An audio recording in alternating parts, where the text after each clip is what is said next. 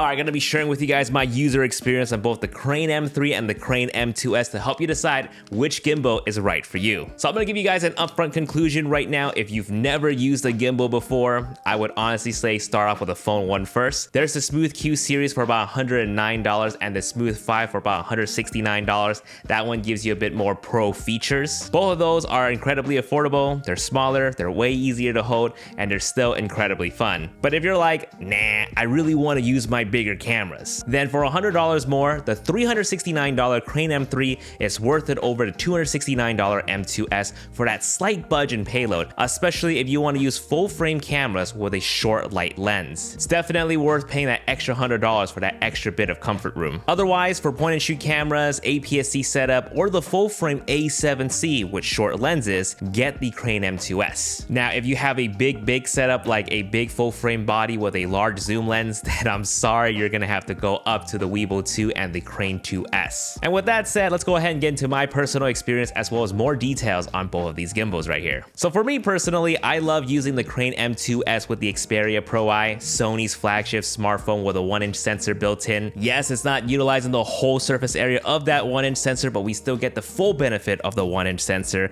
i.e. the bokeh, the low light, and the processing power. Anyways, this is not the video for it. Go ahead and click up here to check out my full review on the Xperia Pro I. But anyways, yeah, I love using this setup with the M3 before the M2s even got announced, but now I love it even more because the M2s is lighter.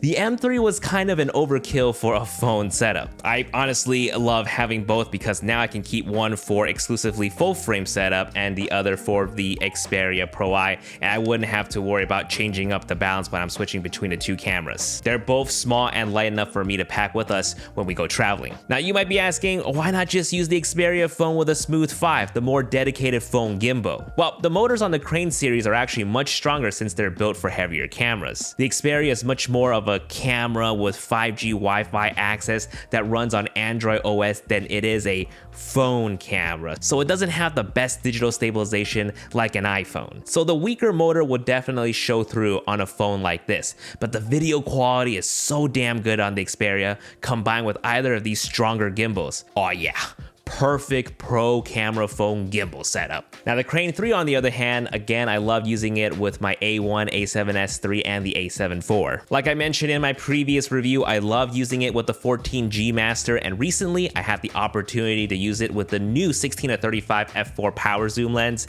and it's perfect. Since that new lens is all internal zooming, I can go across the focal lengths from 16-35 on the M3 without worrying about the balance of the gimbal. Although I did have to remove the eyepiece to get the full range of motion. So those are my own personal experience with either of these gimbals, but what about which is best for you? I've been using the M3 for about 6 months now and the M2s for about 2 months now, so here are my takes on it. So for the Crane M2s, this is definitely designed for bigger phones with more than a 5-inch display, point and shoot cameras, APS-C setups, and full frame cameras with short lenses. With that said, even though it's marketed for full frame cameras as well, it's more so for A7C with short lenses, because as you know, the full frame A7C has a very similar form factor to an APS-C A6000 camera. You'd still get the full range of motion than you would if you put a bigger full frame camera on this. And I would honestly steer you towards the Crane M3 if you're a full frame user that would want to mount a medium sized lens. So Crane M3 pretty much can handle all of the above and the bigger full frame cameras with medium sized lenses.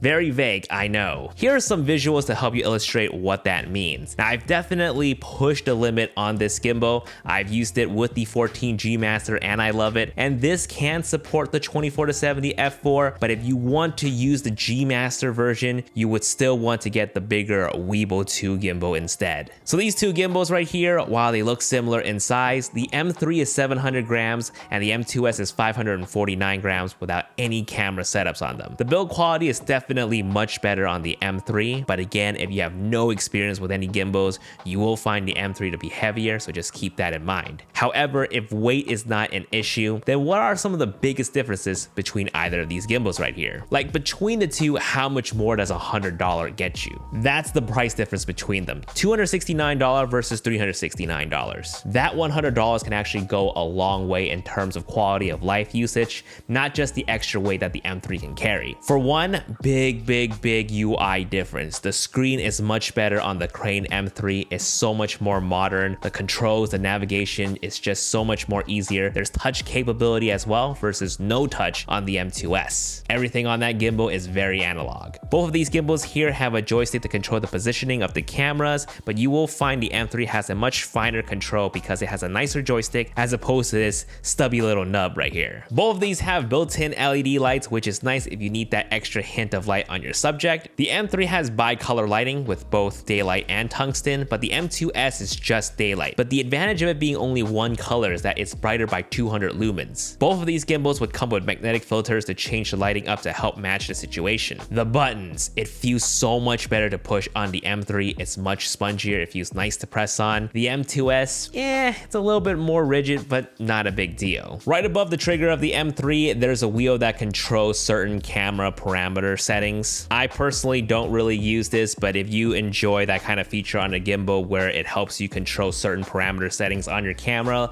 like shutter speed, aperture, ISO, then the M3 does offer a bit more. I personally find the cable connection between the camera and the gimbal to be too cluttery, plus it's another small, easily losable cable that I have to worry about bringing with me, so I choose to dial in my own settings on the camera itself. So in that regards, the M2s not having that feature is not a big deal to me. All right, color differences. I hate to say it, I don't want to sound superficial, but I'm gonna. The Crane M3 definitely looks much sleeker with its all white design. The Crane M2s, I kind of wish they kept this all black like they did with the original M2, but I guess they did it on purpose so you would buy the M3. They purposely made this M2s uglier.